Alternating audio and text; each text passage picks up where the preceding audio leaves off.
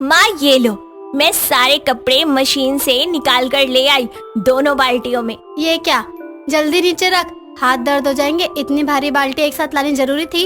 अरे माँ क्यों चिंता करती हो, तुम्हारी बेटी का नाम ही कोमल है, लेकिन असल में तो ये हाथ 2.5 किलो की जान रखते हैं। अरे ये 4-5 बाल्टियाँ तो मैं यूं उठा लूं। बस कर मेरी फीमेल सनी देओल, अब ले आइए तो जल्दी से कपड़े सुखा दे रस्सियों पर, फिर नीचे चल। अनुराधा अपनी बेटी कोमल के साथ जल्दी से कपड़े सुखाकर नीचे आती है, जहां कोमल अपने पिता कैलाश को एक भारी पानी की बाल्टी बाहर से लाते देखती है, तो जल्दी से जाकर उनके हाथ से बाल्टी लेते हुए कहती है, पापा आपको कितनी बार कहा है कि किसी भी ऐसे भारी सामान को उठाने के लिए मुझे बुलाया करो, आप क्यों करते हैं ये सब, हाथ वगैरह में दर्द हो जाएगा। अरे मेरी पहलवान बेटी, मुझे पता है तू सब कर लेगी, लेकिन हर काम तुझसे करवाना ठीक नहीं है ना।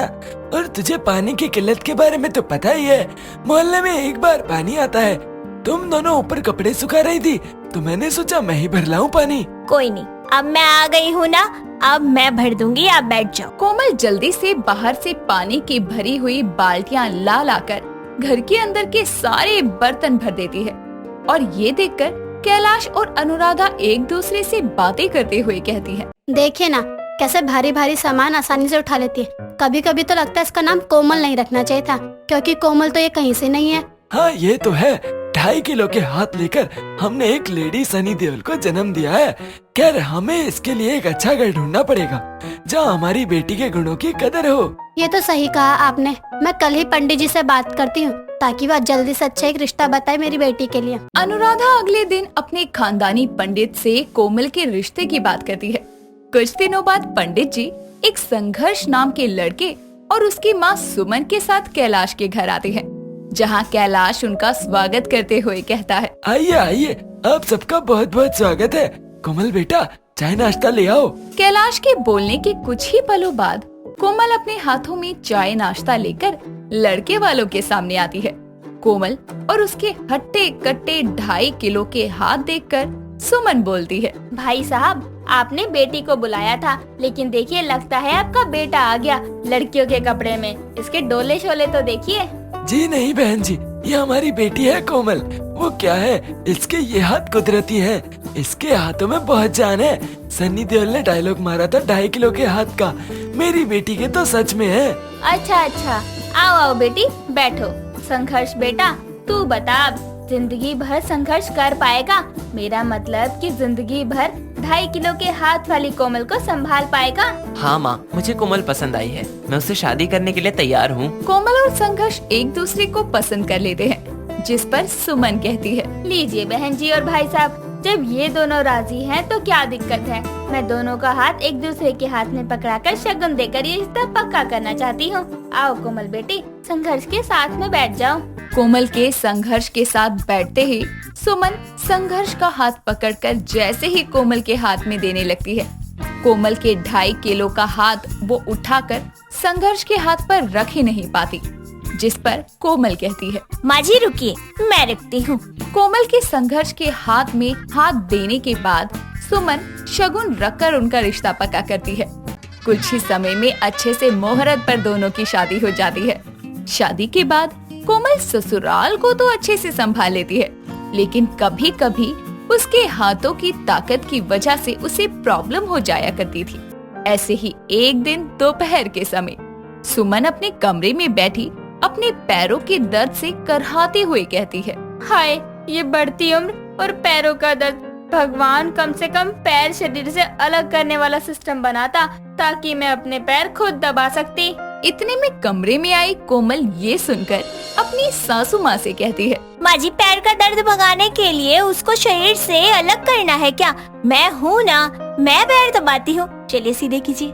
बहू भला हो तेरा, मैं लेट जाती हूँ तू दबा दे। सुमन के लेटने के बाद जैसे ही कोमल उसके पैर दबाने लगती है, उसके पैरों पर अपने हाथ रखती है, तो सुमन के पैर की हड्डी जोर से चटकती है, जिस पर वो चिल्लाते हुए बोलती है, हाय मार डाला, अरे हाथ हटा, मार दिया रे, मेरे पैर दबाने को बोला था बहू, लेकिन तेरे 2.5 किलो के हाथों ने मेरे पैर ही तोड़ दिए। हाय राम, अब तो चलना भी मुश्किल हो जाएगा। सॉरी माँ जी, माफ करना, मैंने तो हल्का हाथ रखा था, लगता है ज्यादा भारी है। अरे मरी, डॉक्टर को बुला। अब क्या मेरी अर्थी निकलने पर बुलाएगी? हाय राम, मेरे पैर। बेचारी सुमन पैरों को दबाने की चाह में उस पर प्लास्टर चढ़वा के बैठ जाती है, लेकिन कोमल के 2.5 किलो के हाथ का आतंक इतनी आसानी से खत्म कहाँ होने वाला था। कुछ दिनों बाद जब सुमन से मिलने उसकी पड़ोसन आशा आती है तो उसके पैरों के प्लास्टर देखकर कहती है, अरे सुमन, तेरी हालत तो बहुत खराब है। अब तक बहुओं की सेवा की वजह से तुझे चैन मिलता था, लेकिन ये पहली बार है कि बहू की सेवा ने सास का ही चैन छीन लिया है। अरे नहीं नहीं आशा, अब उसकी इसमें क्या गलती? तुझे तो पता है वो खुद से कोई काम बिगाड़ने की नहीं सोचती, बस उससे हो जाता है। तू बैठ, मैं चाय बनाने को बोलती हूँ। सुमन कोमल को बोलकर आशा के लिए चाय बनवाती है। कुछ देर में चाय पीकर आशा जाने लगती है, लेकिन सीढ़ियों से उतरते हुए अचानक ही उसका पैर फिसलने वाला था और वो गिरने वाली होती है। तभी कोमल अपना हाथ बढ़ाकर आशा को गिरने से बचा लेती है, लेकिन अफसोस वो उसके हाथ को नहीं बचा पाती। हाय, मर गई मेरा हाथ। अरे सुमन, मेरा हाथ गया। आंटी माफ करना, आपको बचाने के चक्कर में मुझे आपका हाथ जोर से पकड़ना पड़ा। बहू, इससे अच्छा था तू गिर ही जाने देती। ये दर्द में से सहा नहीं जा रहा। हाय। कोमल के अच्छा करने के चक्कर में एक बार फिर बुरा हुआ। आशा गिरने से तो बच गई, लेकिन वो भी सुमन के पैर की तरह अपने हाथ पर प्लास्टर चढ़वा बैठी।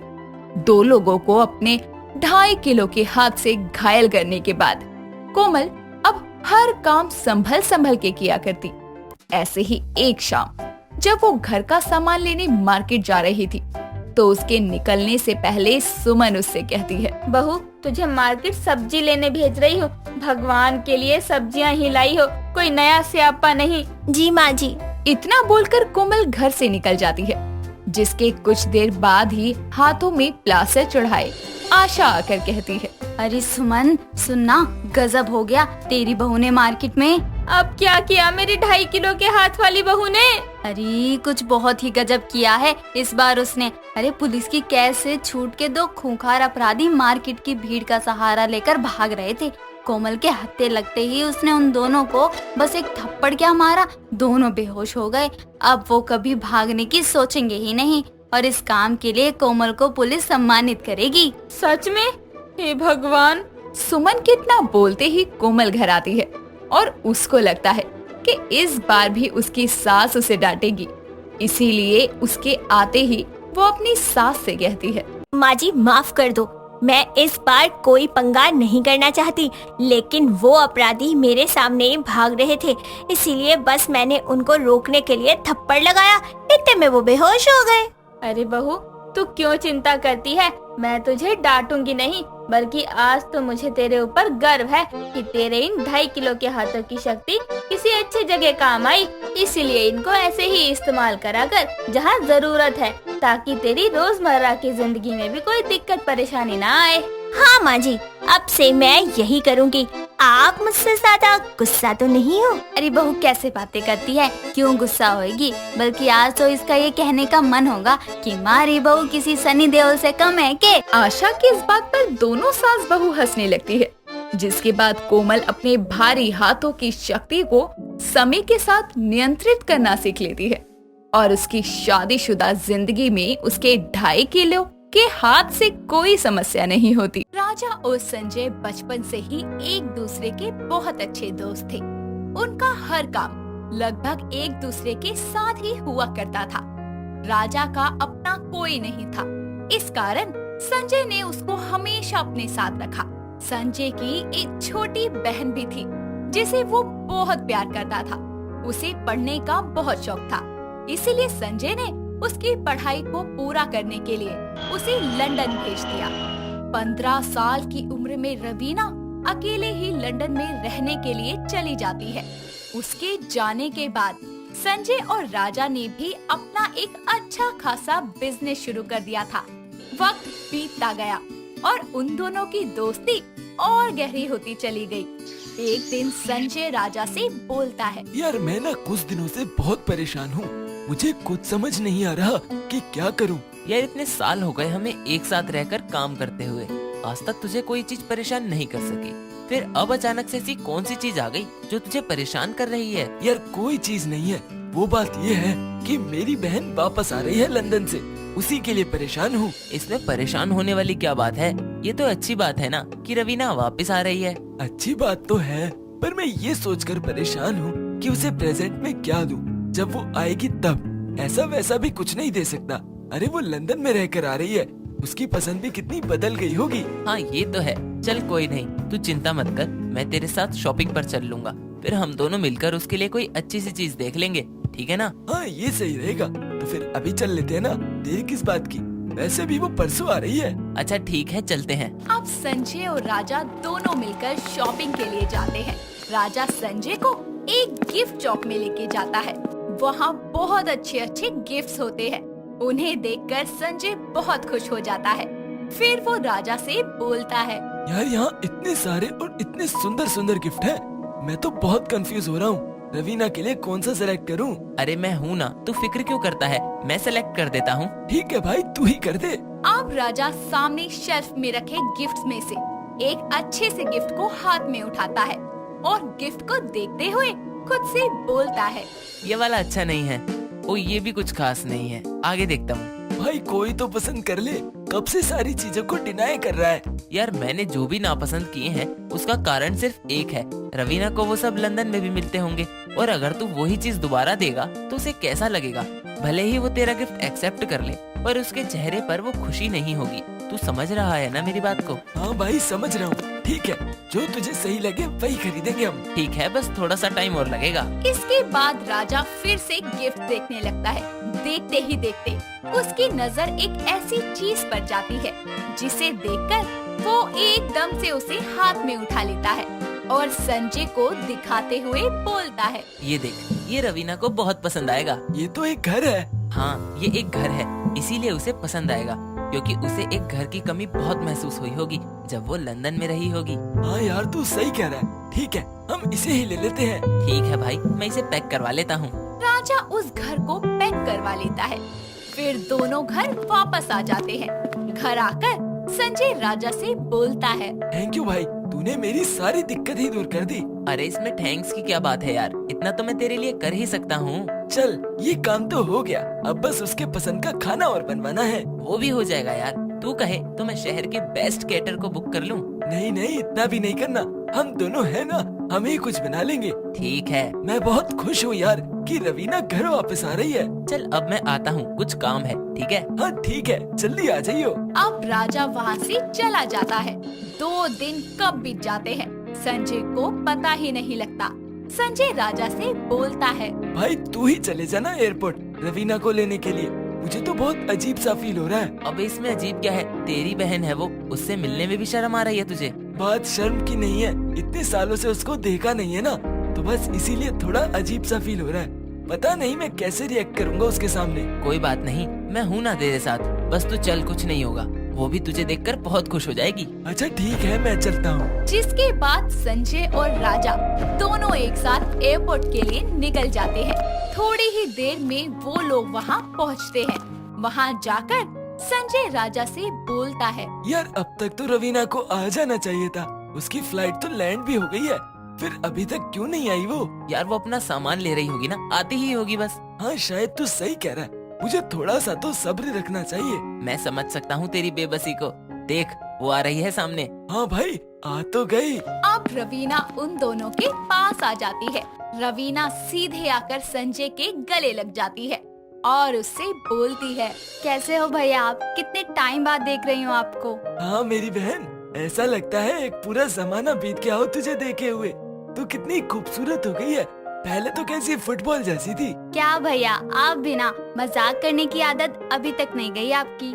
अच्छा ठीक है, इसे तू जानती ही है, क्यों है ना? जी भैया, ये राजा है, मैं इन्हें कैसे भूल सकती हूँ। मेरी गैर मौजूदगी में इन्होंने ही तो आपका ख्याल रखा है। अरे ऐसा भी कुछ नहीं है, बल्कि इसने मेरा ख्याल रखा है, मेरी हर चीज को इसने पूरा किया है। इसकी बातों में मत आना रवीना, ये अपनी बातों से लोगों को पूरा घुमा देता है। अरे अब क्या सारी बातें यहीं करता रहेगा, घर नहीं चलेगा क्या?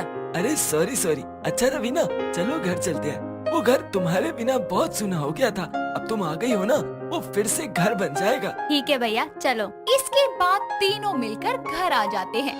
घर आने के बाद रवीना संजय से बोलती है, अरे वाह भैया, आपने तो घर को बहुत अच्छे से डेकोरेट किया हुआ है। अरे मैंने कुछ भी नहीं किया, ये सब राजा की मेहरबानी है। Not bad, I am impressed. Thank you. इतना ही नहीं रवीना, इसने तेरे लिए खाना भी बनवाया है। एक्चुअली हम दोनों ने, ये बताना भूल गया। सच में भैया? और नहीं तो क्या, ये मल्टी टैलेंटेड इंसान है। बस भी कर यार। अच्छा रवीना, तुम फ्रेश हो जाओ, हम तुम्हारे लिए खाना लगा देते हैं। बहुत भूख लगी होगी ना? हाँ, वो तो लगी है। ठीक है, मैं अभी आती हूँ। ऐसा कहकर रवीना फ्रेश होने के लिए अपने कमरे में चली जाती है। जैसे ही वो अपने कमरे में पहुँचती है तो उसे अपने बेड पर एक रैप्ड गिफ्ट मिलता है। वो उसे खोल कर देखती है तो उसमें राजा का दिया हुआ गिफ्ट होता है। रवीना को वो गिफ्ट बहुत पसंद आता है।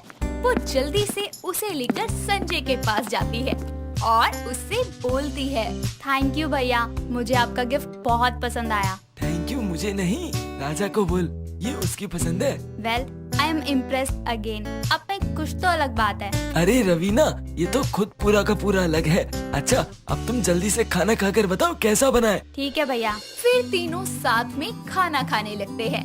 खाना खाकर रवीना संजय से बोलती है, वाह भैया, खाना तो सच में बहुत अच्छा बना है। Credit goes to Raja again. अब क्या कहूँ मैं, आपने तो मुझे क्लीन बोल्ड कर दिया अपनी इन चीजों से।